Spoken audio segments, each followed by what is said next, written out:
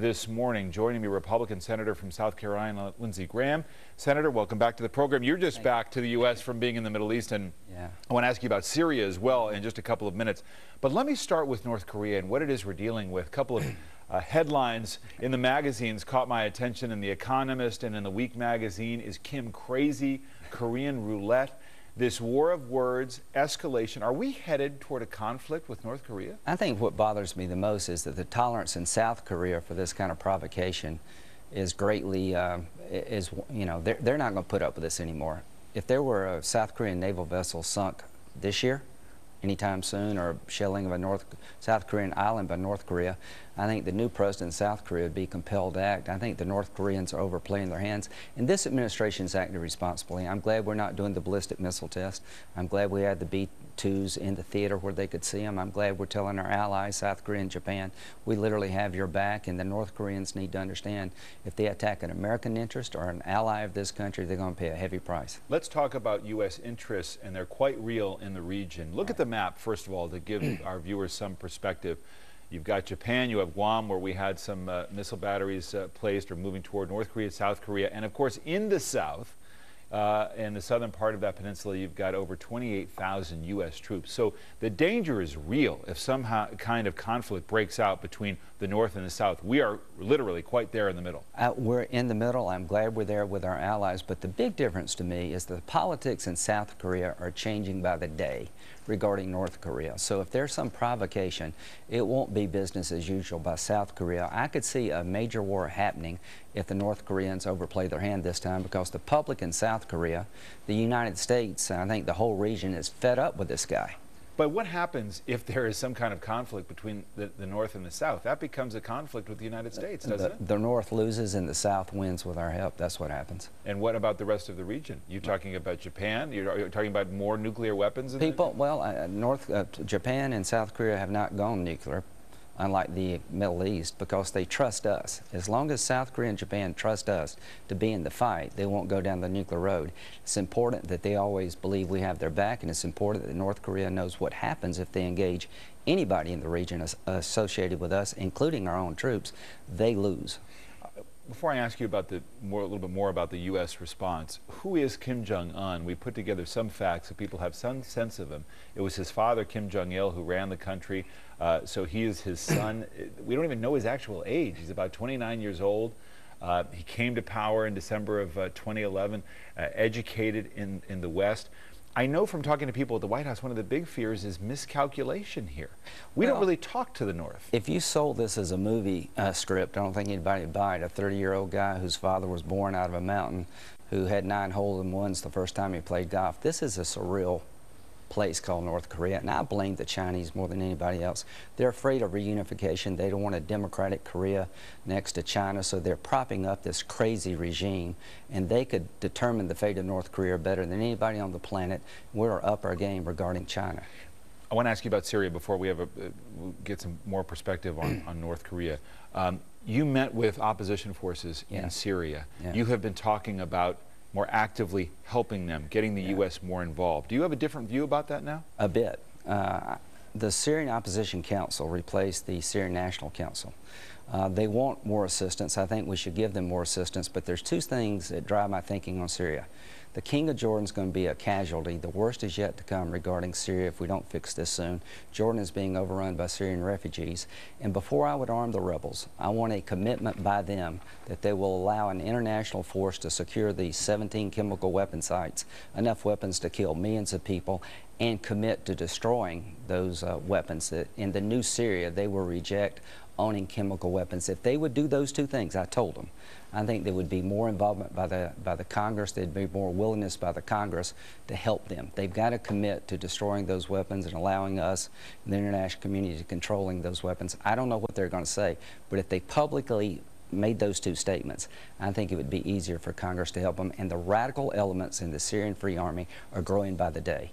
The worst is yet to come. We could lose the King of Jordan. This could be a nightmare in the making with these chemical weapons falling into radical Islamists. The number of radical jihadists on the ground in Syria today is growing every day this war goes on. Let me get some more perspective on North Korea, our lead story this morning. And as I mentioned, Michelle Florina, Bill Richardson, Andrea Mitchell here. Governor, you've got a lot of experience with North Korea. What is going on here? I think Kim Jong-un is playing to three audiences, and this is why he's doing these provocative acts. And by the way, Andrew was with me on one of the 8 trips I did. First, he's playing to the North Korean generals. They run the show, the military. He's playing to the Korean Workers' Party, the leadership there. Secondly, he's playing to his own people. He got burned by that missile test that failed, and he feels he has to buttress his domestic standing. And I think the third thing that he's doing is he's testing the new South Korean president. Every 5 years or so, when a new South Korean president comes in, North Korea does a provocative act. So the issue is, what do we do about it? I think what we've done in terms of the military posture, the stealth activity makes sense. But I think eventually there's going to have to be some diplomacy. And the 6-party talks, I don't think, are working. I think China has to be the key. We have to really get them to lean on North Korea. But I think a new diplomatic track is needed, some out-of-the-box diplomacy involving the UN, the World Bank, some special envoys outside of government, because I think we need to get to this new young leader who I don't think is calling the show, but nonetheless, because it's a deity, because he is nominally in charge, is probably the key player there. Michelle Flournoy, from a defense point of view, here was Secretary of Defense Hagel this week underlining how serious this situation was when he talked about the threat. They have nuclear capacity now.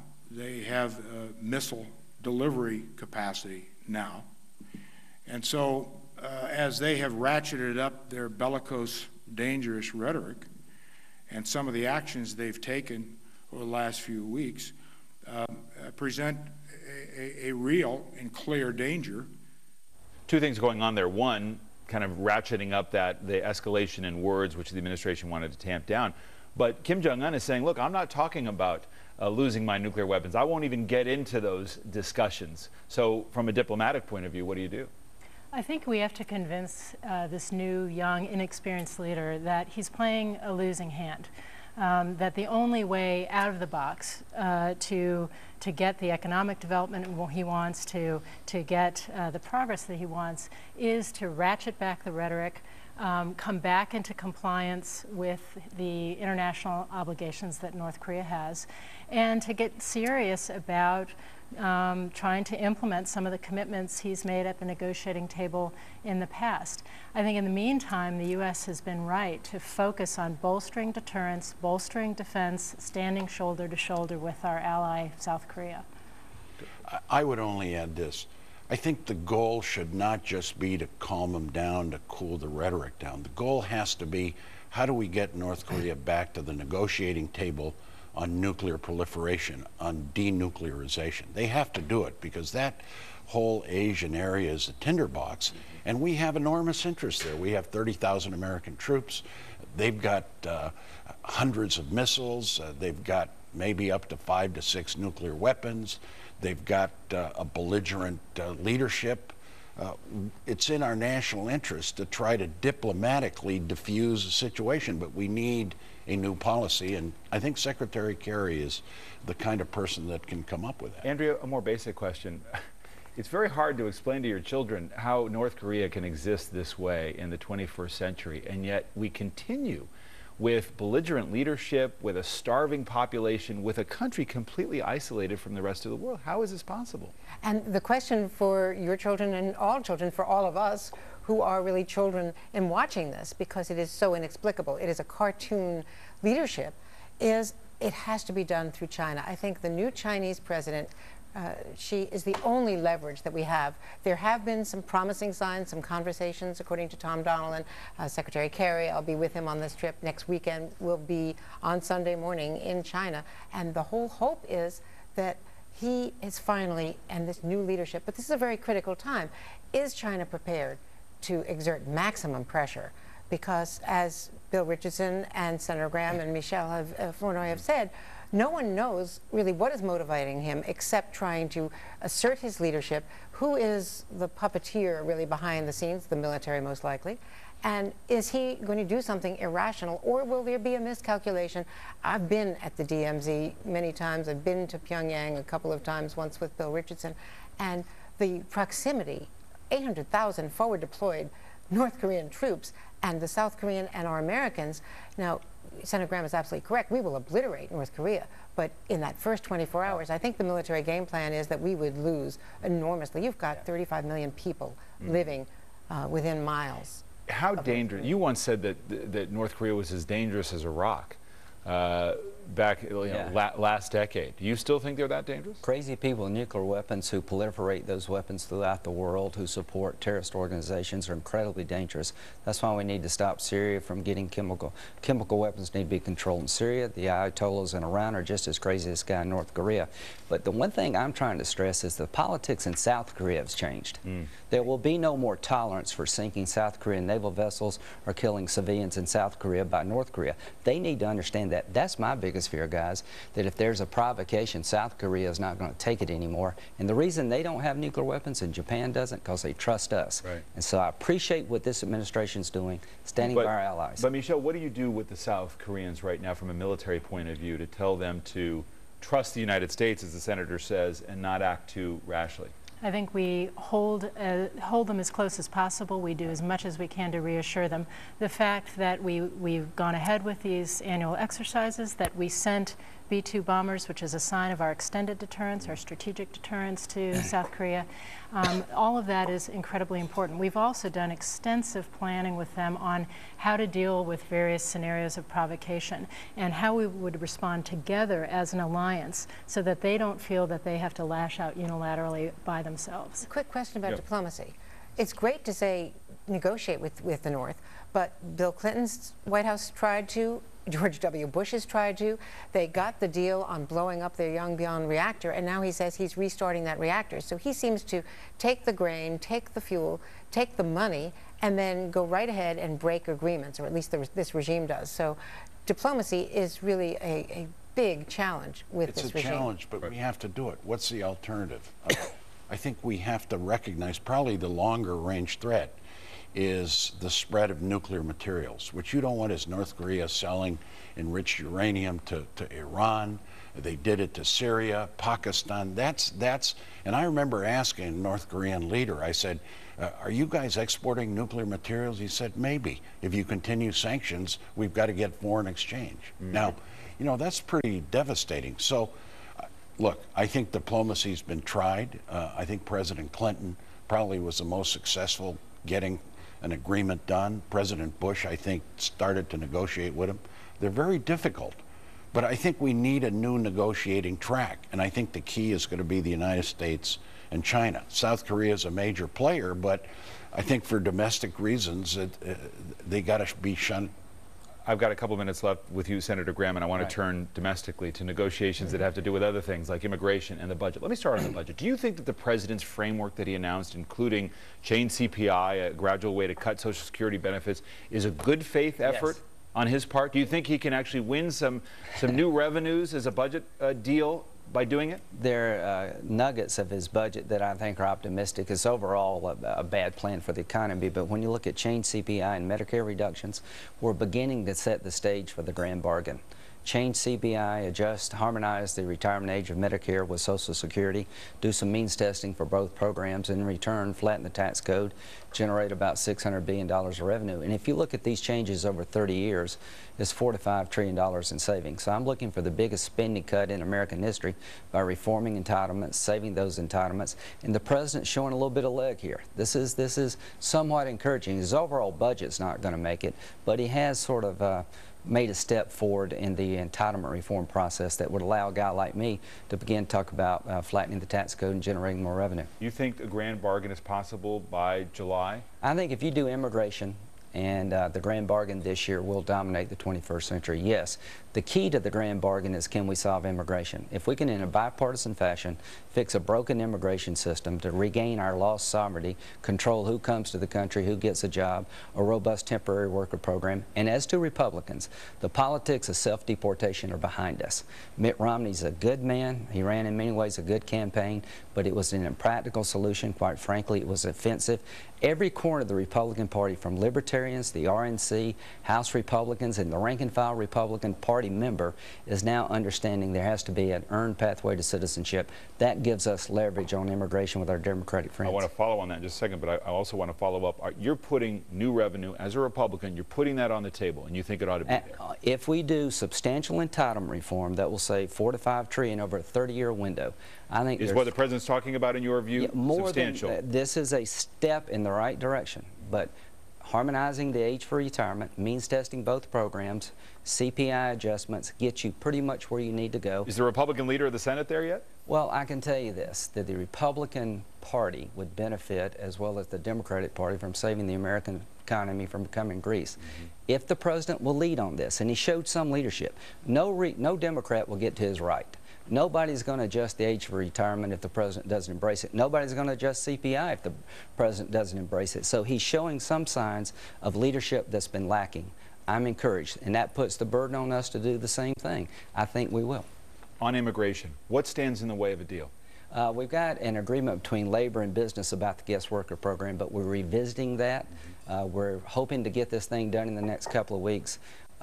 It's the guest worker program, high skill and low skill labor. How can you access it in an affordable fashion when you can't find an American worker? If we're reasonable with 11 million, if we'll give them a pathway to citizenship that's earned and hard and fair, get in the back of the line, pay taxes, learn the English language, then the Democratic Party has to give us a guest worker program to help our economy.